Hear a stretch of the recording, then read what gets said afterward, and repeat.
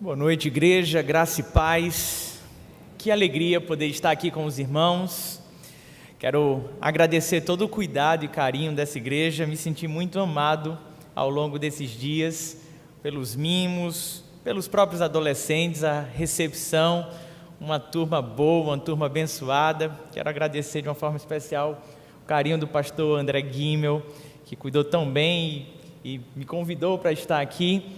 Também agradecer ao pastor Marcos por essa oportunidade. Recife é uma terra muito abençoada, uma terra que eu guardo muitas lembranças boas. E hoje eu tenho a grata alegria de ter aqui conosco a minha família, minha avó, meus dois tios estão aqui conosco. E por conta da pandemia eu já estava alguns dias, na verdade um ano e algum tempinho sem vê-los. E alguém que, a família como um todo, que eu tenho um carinho enorme. Minha avó me recebeu no período de seminário, quando eu estive aqui no Seminário Batista do Norte, em sua casa, residi com ela, e estava com muita saudade. É emocionante poder reencontrá-la. Eu ainda não abracei. Quando terminar o culto, eu poderei estar abraçando ela, depois desse período, então, de pandemia. Meus irmãos, nós fomos desafiados ao longo desses dias a partilharmos com os adolescentes aqui da igreja a respeito do tema jornada. E confesso aos irmãos que é extremamente desafiador falar sobre esse tema para essa nova geração, e eu me incluo nessa geração. Nós somos uma geração que gosta de tudo pronto, uma geração fast food, uma geração que quer que as coisas aconteçam na velocidade da luz, e você falar sobre processo, caminhada, jornada, é extremamente desafiador para uma geração tão ansiosa e, acima de tudo, infelizmente, uma geração tão inconstante. E para essa jornada nos foi apresentado então a primeira carta de Pedro, o primeiro capítulo desta carta, e eu queria convidar os irmãos desde já a deixar sua Bíblia aberta neste texto. Lá no acampamento nós fomos lendo a partir do versículo 13, e cada dia era um versículo que nós refletíamos ali. E como esse texto é atual, como esse texto é rico e pode sim nos fazer entender melhor como deveria ser o nosso proceder nessa jornada terrena. O apóstolo Pedro destina essa sua carta aos irmãos que estavam dispersos, peregrinando, irmãos que estavam passando por forte sofrimento, privações, haviam deixado o carinho da sua família, o local onde moravam, muitos perderam os empregos, estavam então dispersos se sentiam então desnorteados, por vezes desamparados, às vezes sem entender adequadamente qual era a sua identidade. E essa carta, escrita pelo apóstolo Pedro, veio ao coração da igreja que estava ali na Ásia Menor, como uma carta circular, para fazer com que essa igreja pudesse se manter firme, focada, constante nessa peregrinação. Eu queria então convidar os irmãos a fazer a leitura do primeiro verso desse capítulo, e logo na sequência iremos ler a partir do verso 13. Verso 1 de 1 Pedro, capítulo 1, nos diz assim: Pedro, apóstolo de Jesus Cristo, aos eleitos de Deus, peregrinos dispersos no Ponto, na Galácia, na Capadócia, na província da Ásia e na Betina. Versículo 13. Portanto, estejam com a mente preparada, prontos para agir, estejam alertas e coloquem toda a esperança na graça que lhes será dada quando Jesus Cristo for revelado. Como filhos obedientes, não se deixem amoldar pelos maus desejos de outrora, quando viviam na ignorância. Mas assim como é santo aquele que os chamou, sejam santos vocês também, em tudo o que fizerem. Pois está escrito: sejam santos, porque eu sou santo. Uma vez que vocês chamam Pai aquele que julga imparcialmente as obras de cada um, portem-se com temor durante a jornada terrena de vocês. Pois vocês sabem que não foi por meio de coisas perecíveis, como prata ou ouro, que vocês foram redimidos da maneira vazia de viver, transmitidas por seus antepassados, mas pelo precioso sangue de Cristo, como um cordeiro sem manchas e sem defeitos, conhecido antes da criação do mundo, revelado nestes últimos tempos em favor de vocês. Amém? Vamos orar ao Senhor mais uma vez? Pai bondoso e querido, estamos diante da Tua Palavra e cremos que ela é viva e eficaz. Fala ao nosso coração, Deus, nesse momento. É assim que te oramos, no nome de Jesus. Amém.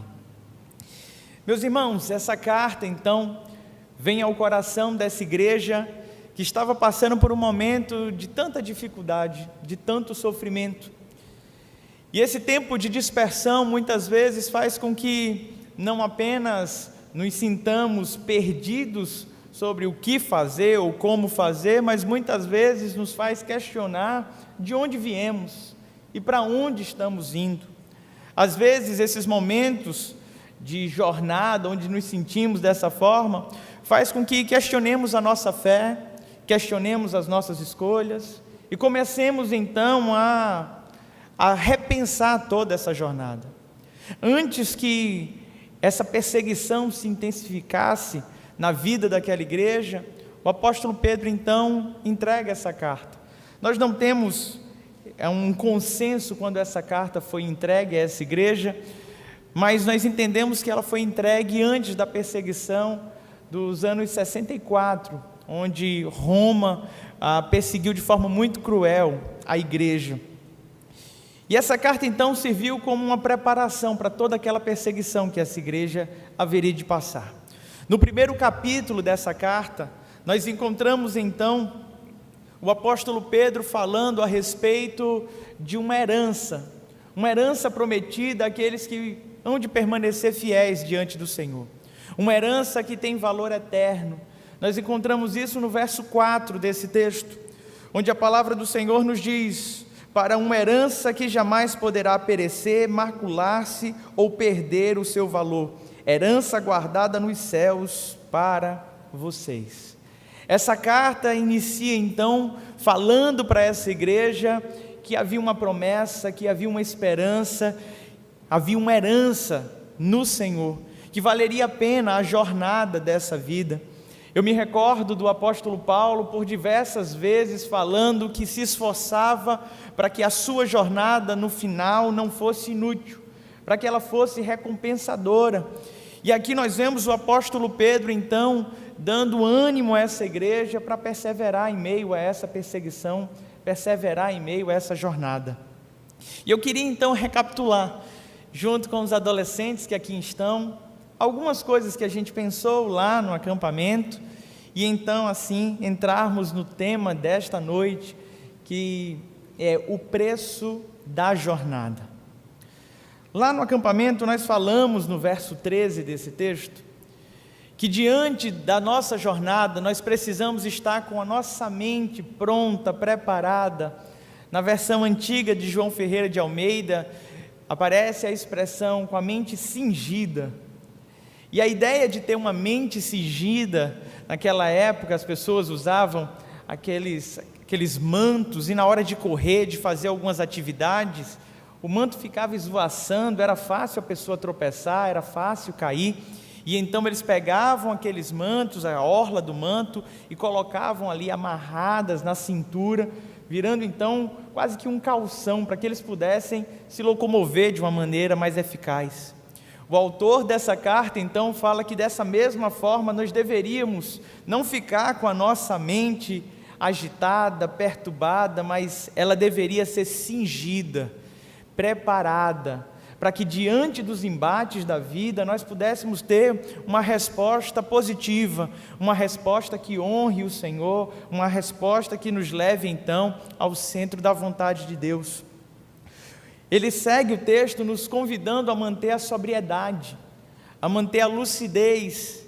E quantas vezes diante desses momentos que nos sentimos sozinhos, que nos sentimos perdidos, a tristeza, a raiva, a revolta, nos roubam o entendimento e faz com que a sobriedade dê lugar agora a decisões ruins, a escolhas ruins. O apóstolo Pedro então está preparando essa igreja para que possam estar com mente e coração preparados, prontos para tudo aquilo que haveriam de vivenciar. E sabemos, por conta da história, que os dias foram bem cruéis com a igreja do primeiro século. Sabemos que o desafio foi gigantesco. E é por isso que ele termina o verso 13 dizendo que essa igreja deveria esperar, confiar ou ter toda a sua esperança na graça que haveria de ser revelada em Cristo Jesus. Se tem uma certeza que tem que guardar o nosso coração ao longo dessa caminhada terrena, é que a graça do Senhor nos acompanha. Não é apenas a força do nosso braço, não é a nossa capacidade, a nossa inteligência, os amigos ou os bens que nós temos. Tudo que nós possuímos, tudo que nós temos, vem das mãos do Senhor. É graça, é favor imerecido. E essa bondade do Senhor é o que nos sustenta nos dias mais difíceis. É o que nos faz prosseguir mesmo quando as circunstâncias são adversas. É saber que a graça não falha, que no tempo propício o Senhor trará o escape, o livramento. Sabe, essa graça precisa estar guardando o nosso coração nessa viva esperança. O verso 14 desse texto nos convida então a uma santidade por meio da obediência. E o convite é que nós não venhamos a nos moldar aos desejos de outrora. Porque nesses momentos de estar perdidos ao longo da jornada, muitas vezes nós queremos voltar a coisas que já foram vencidas. Como não lembrarmos do povo que saiu do Egito com Moisés, caminhando pelo deserto, vendo inúmeros milagres e provisão do Senhor, mas em alguns momentos se sentiam perdidos. E o que é que eles falavam? Que saudade dos pepinos e das cebolas do Egito. Começavam a desejar coisas que já foram vencidas, queriam voltar para um tempo de escravidão. E o apelo do apóstolo Pedro é que esses irmãos continuassem na jornada que começaram, que eles entendessem que a caminhada de santidade é processual, é cada dia, como diz o salmista, a jornada do justo é como o nascer do dia, onde o sol vai brilhando cada vez mais até ser um dia perfeito. Sabe, eu acho que a gente não tem muita dificuldade em entender a salvação, porque a salvação é um ato na vida do cristão. Ela acontece por meio do Santo Espírito de forma gratuita, mas entender a santidade parece ser um desafio para a gente, porque a santidade não é um ato, não é um momento, a santidade é um processo. É dia após dia de joelhos no chão, é dia após dia na leitura da palavra, é dia após dia num relacionamento íntimo com Deus, e o nosso caráter vai sendo forjado à semelhança do Criador. Só que para uma geração que é tão apressada, para uma geração que quer tudo pronto, falar de santidade é difícil, porque falar de santidade é falar de processo, é falar de jornada. E para permanecermos em santidade, o que eu e você precisamos entender é que santidade é obediência ao Senhor.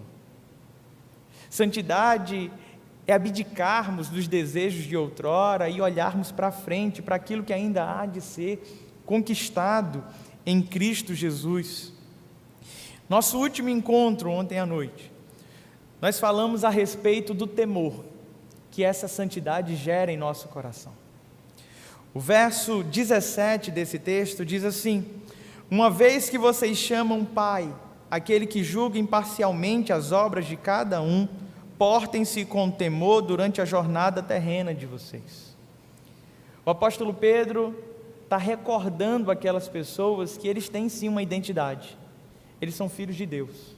Por mais que eles não estejam mais na sua cidade natal, por mais que eles estejam distantes de seus familiares, eles têm uma nova filiação, eles têm uma nova família, eles pertencem a um novo povo. E essa peregrinação que eles estão tendo aqui na terra, precisa ficar muito claro no coração da igreja, que é uma peregrinação onde nós não criamos raízes, porque todo tesouro que nós acumulamos precisa ser nos céus. Todo o nosso esforço de criarmos apego, não é às coisas materiais, não são aos bens. Nosso caminho é rumo ao céu, é rumo ao Senhor. E ele lembra então a essa igreja perseguida, essa igreja dispersa, que eles têm um pai. E tendo esse pai, eles precisavam agir com temor diante desse Deus, com todo respeito, com todo amor, com toda reverência. E por fim, a partir do verso 18, esse texto nos faz um convite a entendermos o preço que foi pago por essa jornada que eu e vocês, todos nós aqui temos caminhado. A palavra do Senhor nos diz a partir do verso 18: pois vocês sabem que não foi por meio de coisas perecíveis como prata ou ouro que vocês foram redimidos da sua maneira vazia de viver, transmitida por seus antepassados. Meus irmãos, como esse texto é importante para a gente, como esse texto é importante para a igreja do Senhor. Primeiro, esse texto exalta como é precioso o sacrifício de Cristo Jesus. Esse texto tenta nos relembrar o preço que foi pago na cruz do Calvário, preço esse que jamais eu e você conseguiremos compreender plenamente. Muitas pessoas já se sacrificaram, diversas pessoas morreram numa cruz, mas apenas Cristo Jesus morreu na cruz do Calvário como um cordeiro imaculado, como aquele que não tem pecado, o justo morrendo pelo injusto. E esse sacrifício de Cristo Jesus na cruz do Calvário nos redimiu, nos regenerou, nos transformou para uma nova vida. E nessa nova vida não há mais espaço para coisas que ficaram para trás. Mas o que me chama mais atenção nesse texto é que o apóstolo Pedro faz questão de dizer que a maneira que as pessoas viviam antes de Cristo era uma maneira vazia. E ele faz questão de enaltecer que essa maneira vazia foi herdada de seus pais. E se tem um desafio que nós temos quando falamos de jornada para a nova geração, é entendermos qual é o legado que a nossa jornada tem deixado. Porque esses passos da nova geração vêm seguindo os passos da geração pioneira. E a pergunta que ecoa em nosso coração no dia de hoje é: que legado nós estamos construindo espiritual para a geração que está vindo? Sabe, nós precisamos andar juntos. A igreja do Senhor é um corpo, e esse corpo é feito de vários membros, e eu não sei se os irmãos percebem isso, mas desde nossas crianças aos mais idosos, todos fazem parte desse corpo. A geração que está chegando não é uma geração que vai ser o futuro, é uma geração que já expressa Cristo hoje, que já foi levantada pelo Senhor para evangelização, para cumprir o ID, para adoração. Afinal de contas, não é assim que o salmista diz: é da boca das crianças que suscita o perfeito louvor. Sabe, quando nós nos unimos enquanto uma igreja transgeracional e começamos a entender que essa jornada é uma jornada de pertencimento a um Deus que pagou um preço por cada uma dessas vidas, por adolescentes e idosos, e quando a igreja se junta, entendendo que faz parte desse corpo, a nossa jornada muda. Porque quando o Senhor nos resgatou, o Senhor não nos resgatou para andarmos sozinhos. O Senhor nos resgatou para fazermos parte de uma família, para fazermos parte de um corpo, para fazermos parte de uma igreja. Sinceramente, algo que eu não consigo entender nos nossos dias são aqueles que falam que são desigrejados. Ele diz: não, eu sou salvo, eu tenho um relacionamento com Deus, mas eu não quero me envolver com a igreja. Você não foi salvo. Sabe, quando nós entendemos o preço que foi pago, nós entendemos o que é unidade. E eu me recordo de um cântico antigo que dizia sobre o preço que foi pago para que hoje eu e você pudéssemos ser um.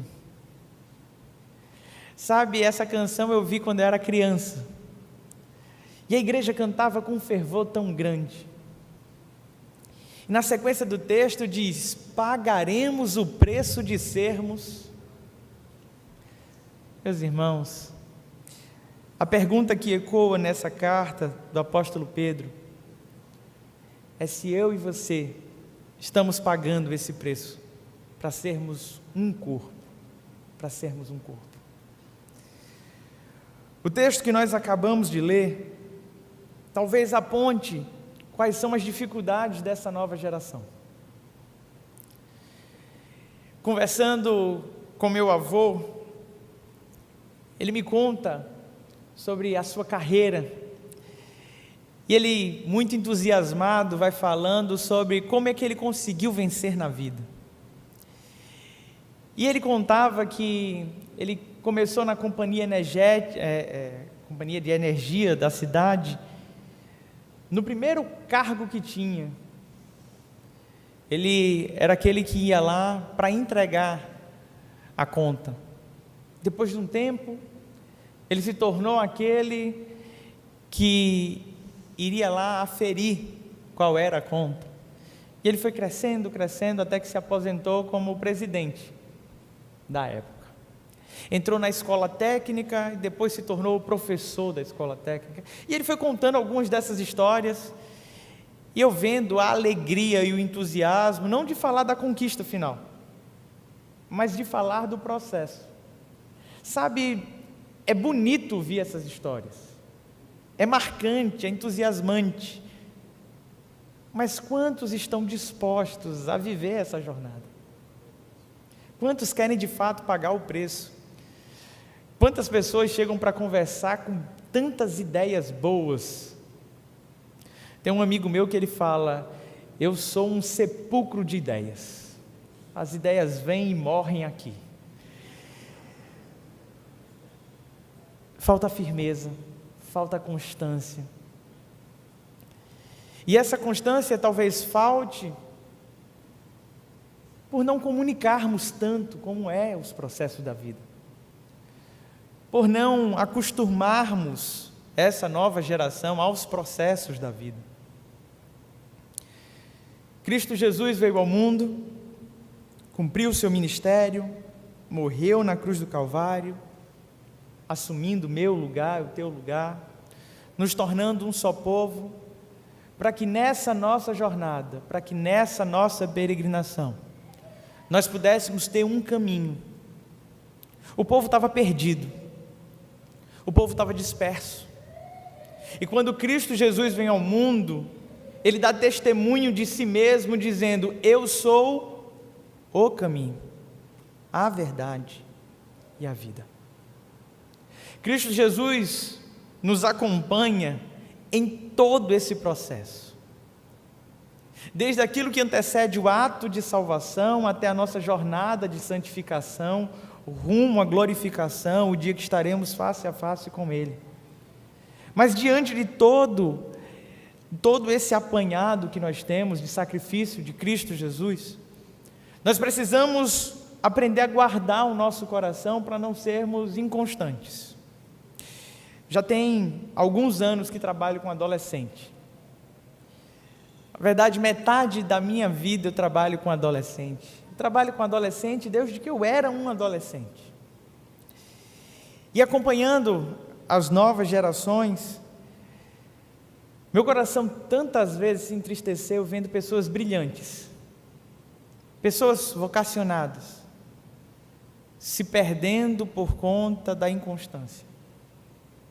E muitas dessas pessoas que se perdiam, que eram inconstantes, que eu apostava e depois do tempo não via obter aquele fruto que eu imaginava. Quando a gente ia conversar, normalmente, a família de origem estava dispersa, estava perdida. E agora essas pessoas que estavam encontrando um rumo, um caminho em Cristo, olhavam para o legado de seus pais e o caminho de seus pais e não conseguiam se firmar. E eu comecei a entender que o maior desafio de um ministério com adolescentes, pastor André Guimel, não é com os adolescentes, são com os pais dos adolescentes. Eu me sinto um pouco confortável para falar isso aqui, porque quando eu preciso que alguém fale isso lá, eu convido também. Sabe, meus irmãos, nós cobramos muito dessa nova geração, mas por vezes nós entregamos pouco. Muitas pessoas chegavam lá na igreja e me questionavam porque os adolescentes não estavam se firmando na igreja. E a pergunta que eu fazia é: onde estão os pais desses meninos? Estão na igreja? Não temos como impor para essa nova geração um caminho que nós mesmos não já estejamos percorrendo. Quando eu era criança, eu tive uma experiência marcante com o Senhor, uma experiência infantil. Tinha uma série de desenhos animados, onde os personagens bíblicos entravam literalmente na Bíblia. E eles começavam a passar por todas as histórias bíblicas. Isso começava desde a narrativa de Gênesis e seguia até o Novo Testamento. E minha mãe me conta que um dia, por volta de uns 5, 6 anos de idade, eu estava em casa assistindo, maratonando cada um daqueles episódios, e chegou o grande dia de ver a crucificação de Cristo Jesus. E naquele dia, minha mãe me deixou sozinho assistindo, enquanto foi preparar comida, algo do tipo, e ela fala que ouviu um silêncio em casa. E criança, quando faz silêncio, normalmente não está fazendo coisa boa. É um perigo crianças em silêncio em casa. E ela foi ver. E quando ela chegou lá, ela me encontrou roxo, de tanto chorar. E sabe quando você chora que não sai mais som? E fica só aquele... E eu estava assim, chorando, roxo. E a minha mãe, nervosa, perguntando: o que foi, meu filho? O que é que aconteceu? Me fale, você está engasgado? O que é que está acontecendo? E ficou ali me agitando. E quando eu comecei a conseguir colocar para fora aquilo que estava me comovendo, ela disse que a frase que saiu foi: mataram Jesus. Jesus era bom e os homens maus mataram Jesus. Os homens maus mataram Jesus. E isso me fazia chorar quando era criança. Isso me comovia quando era criança. O tempo passa e a gente amadurece, a gente cresce, fica com o coração mais duro, já não chora tão facilmente. Mas quando eu relembro a história de Cristo, eu encontro um outro significado hoje, que me faz chorar. Não mais como uma criança, que não entende a injustiça do mundo. Agora, como um homem criado, que está seguindo uma jornada. Sabe, não foram os homens maus que mataram Jesus. O meu choro hoje é porque eu entendo que foi o meu pecado. Hoje eu entendo que o vilão daquela história, na verdade, era eu. E o Senhor me amou tanto, que pagou um preço que eu não tenho condições de pagar. Não tenho. Quando nós lemos esse texto, o apóstolo Pedro diz: não foi por coisas perecíveis, como a prata e o ouro, que vocês foram comprados. Meus irmãos, prata e ouro perece, prata e ouro se corrompe, se desgasta, são materiais tão nobres. Mas até mesmo eles passarão. Mas o sacrifício que Cristo Jesus fez na cruz do Calvário, esse tem valor eterno. Esse não se desgasta, não se corrompe, não perece. Esse preço pago por Cristo Jesus na cruz do Calvário é o preço que nos possibilita trilhar a jornada.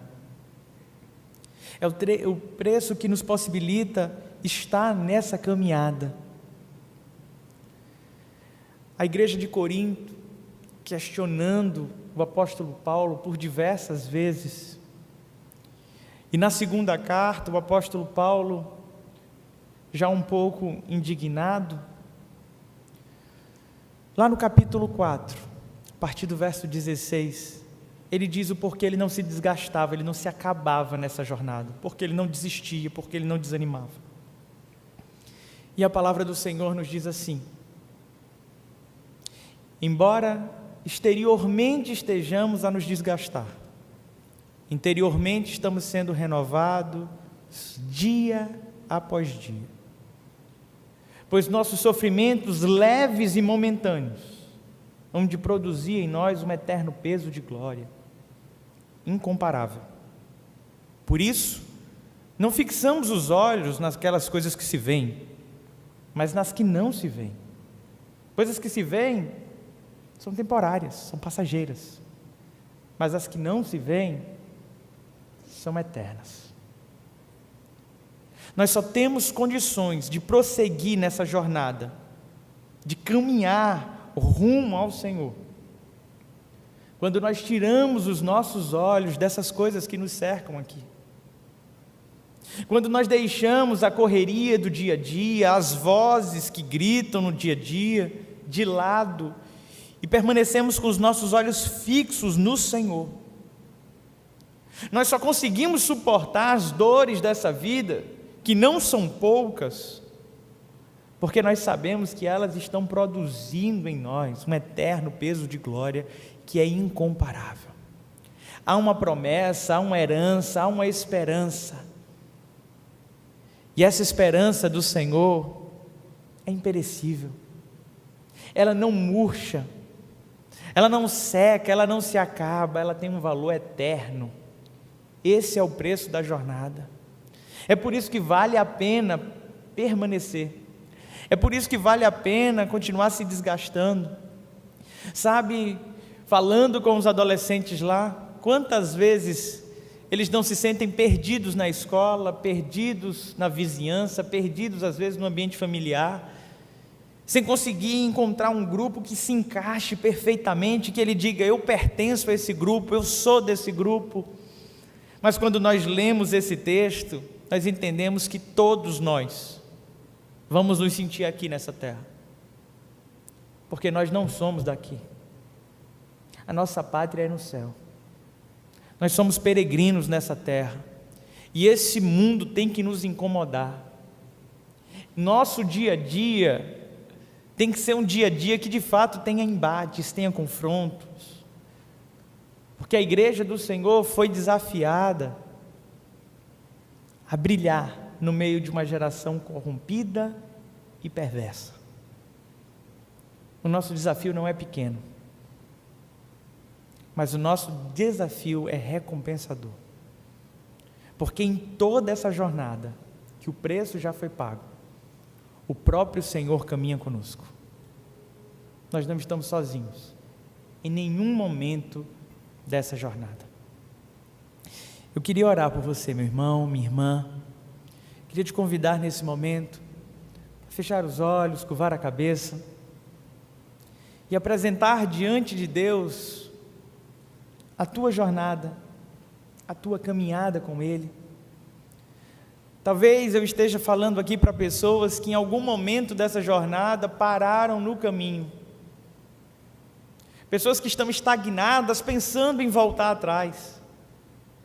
Talvez hoje tenham pessoas aqui entre nós que estejam completamente perdidas e já tenham saído dessa caminhada. Cristo Jesus pagou um preço muito alto por você, meu irmão. Paulo, escrevendo a carta de 2 Coríntios, capítulo 5, ele vai dizer que o amor de Deus nos constrange, porque um morreu por todos, logo todos morreram. E ele vai dizer que ele morreu por todos, não para que esse todos vivesse para si mesmos, mas para que vivessem por aquele que por eles morreu e ressuscitou. Nós fomos comprados por um preço. E essa jornada só faz sentido quando nós nos entregamos plenamente ao Senhor e permitimos que os nossos pés, as nossas mãos, a nossa boca sejam membros dele, para a sua honra e para a sua glória. Se consagra ao Senhor nesse momento, em oração diante do Senhor, coloca a tua vida e diz: Senhor, me conduz nessa jornada, me conduz em santidade, me conduz em temor, que o meu proceder, que a minha vida, Deus, seja apontar para esse caminho